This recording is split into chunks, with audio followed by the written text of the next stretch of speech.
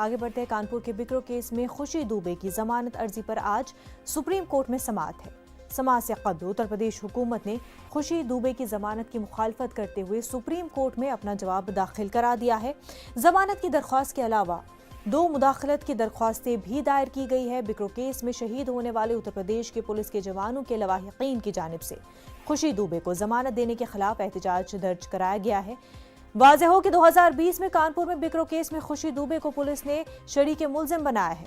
Police ने खुशी समेत 4 खवातीन पर इन लोगों को उकसाने का इल्जाम लगाया है जो उस वक्त पुलिस पर हमला कर रहे थे। उसमें खुशी और 3 खवातीन पर 120 बी यानी मुजरिमाना साजिश का इल्जाम लगाया गया है।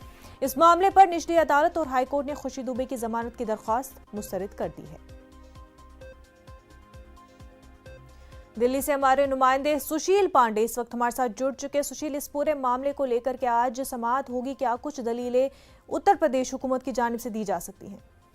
जी देखिए मुनज़्ज़ा, साफ तौर से जैसा आप बता भी रही थी कि उत्तर प्रदेश सरकार ने जो खुशी दुबे हैं उनकी जमानत का विरोध किया है और ये कहा है कि इस पूरे मामले में अभी जो है वो खुशी दुबे को जमानत ना दिया जाए, क्योंकि अभी ऐसे कई मामले हैं जिस पर ट्रायल चल रहा है और खुशी दुबे इस पूरे मामले में प्राइम एक्यूज के तौर पर देखी जाती है। लेकिन खुशी दुबे ने सुप्रीम कोर्ट में जो अर्जी दाखिल की है उस अर्जी में उन्होंने कहा है कि उनका जो स्वास्थ्य है वो ठीक नहीं है, क्योंकि वो नाबालिग है और ऐसे में काफी लंबे समय से उनको फिलहाल कस्टडी में रखा गया है। इस पूरे प्रकरण को लेकर पुलिस ने चार्जशीट भी दाखिल कर दी है। ऐसे में खुशी दुबे का अब जेल में रखना कहीं ना कहीं उनके जो फिलहाल अधिकार है, संवैधानिक अधिकार है, उसका हनन हो रहा है।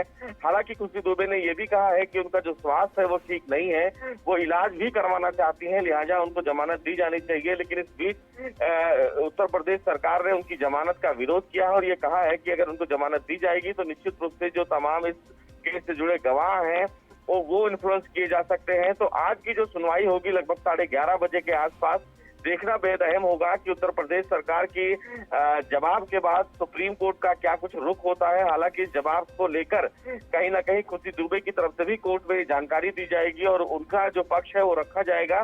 तो देखना बेहद अहम होगा कि सुप्रीम कोर्ट इस पूरे मामले को लेकर मुनज़्ज़ा क्या कुछ अहम आदेश जारी करता है। आज सुशील, कितने चांसेस है कि खुशी को जो है राहत मिले, क्योंकि इससे पहले निचली अदालत और हाई कोर्ट ने पहले ही जो जमानत अर्जी है उसको खारिज कर दिया, मुस्तरद कर दिया था?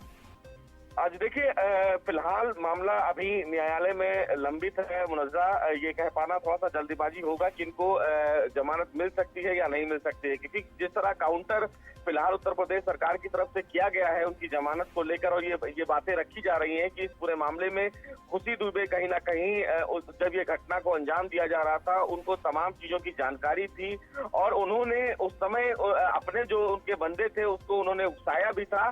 तो ऐसे में खुशी दुबे ये बेहतर जानती थी कि उस समय जो घटना हो रही है उस घटना पर कितना अग्रेसिव होना है। और अगर इस पूरे केस में जो अभी ट्रायल बेस पर चल भी रहा है, कई गवाहियां हो रही हैं, ऐसे में अगर खुशी दुबे को जमानत दी जाती है तो निश्चित रूप से उत्तर प्रदेश सरकार के द्वारा ये कहा जा रहा है कि वो निश्चित रूप से उन तमाम गवाहों को कहीं ना कहीं प्रभावित कर सकती हैं और देश को छोड़कर भाग भी सकती हैं। तो इन तमाम पहलुओं पर फिलहाल कोर्ट के द्वारा कोर्ट का ध्यान अपनी ओर आकर्षित करने की कोशिश की गई है उत्तर प्रदेश सरकार के द्वारा। अब ये डिपेंड करता है कि खुशी दुबे की तरफ से जो आज एडवोकेट कोर्ट में रिप्रेजेंट करेंगे वो क्या कुछ दलीलें देंगे और क्या वो सुप्रीम कोर्ट को ये संतुष्ट करते हैं कि अगर कंडीशन के आधार पर खुशी दुबे को कोर्ट जमानत देता है तो उस कंडीशन का वो पालन करेंगी और कहीं ना कहीं जो भी शर्तें कोर्ट जमानत के तौर पर रखेगा उसको वो मानेंगी। तो इन तमाम पहलुओं पर आज सुप्रीम कोर्ट विचार करेगा और देखना बेहद अहम होगा कि आज खुशी दुबे को जमानत कोर्ट देता है या फिर नहीं। बिल्कुल 11:30 बजे समाअत होनी है इस पूरे मामले को लेकर के। सुशील।